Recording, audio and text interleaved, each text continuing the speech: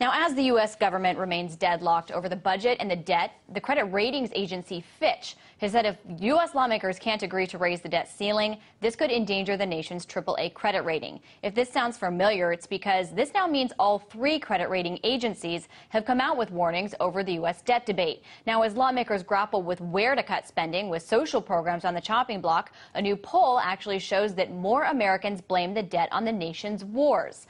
And the Federal Reserve's role trying to pump up the economy with more cash is set to expire at the end of this month. So what does this all mean for the U.S. economy, not to mention the global economy? To help us sum it all up, I spoke earlier with renowned investor Jim Rogers. I asked him if U.S. lawmakers should be concerned that three credit rating agencies now are warning about the debt. Here was his response. What are the rating agencies doing? America's already bankrupt. The idea that they're still saying it's a AAA credit and they may lower it is just absurd. These rating agencies have been wrong about nearly everything for the past 10 or 15 years. Don't pay any attention to them. The U.S. is in terrible trouble. Congressmen should be worried about that, not what the rating agencies are saying. So what should U.S. Congress do about the debt ceiling? Should they raise it, or should they just not worry too much about defaulting?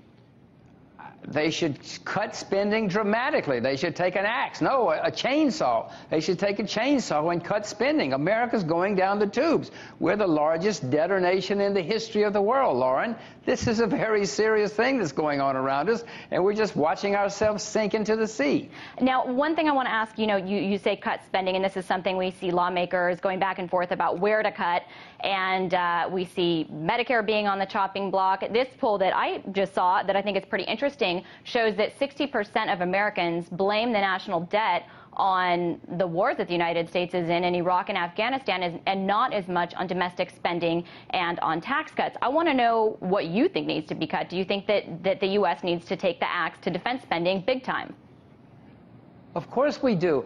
Lauren, we have troops in over 125 countries around the world. They're not doing us any good. They're just making enemies all over the world. We should cut defense spending with a chainsaw, too. But that's not going to do enough, Lauren. We definitely have to cut defense spending, but we've got to cut everything.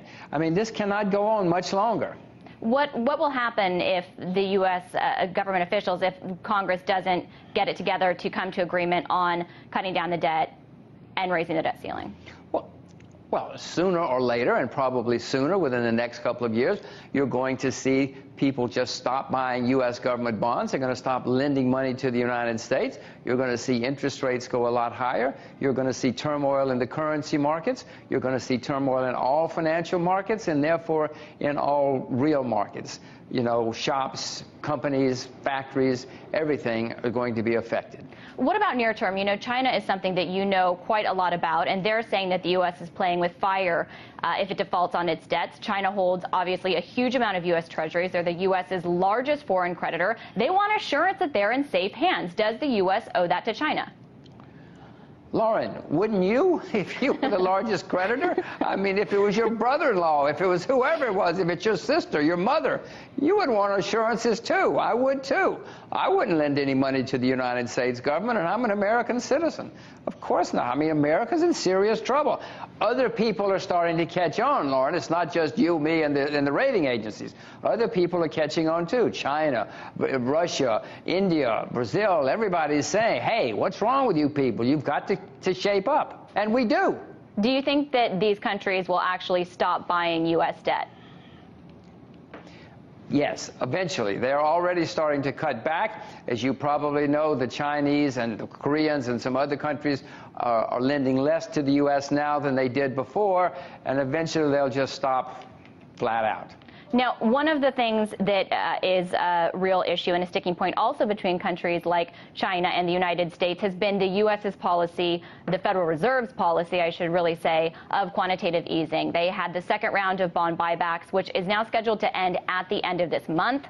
Ben Bernanke spoke earlier this week, made it sound like there wouldn't be another quantitative easing program. I want to know what you think is going to happen, and also what will be the effects if there isn't more quantitative easing on the financial system globally.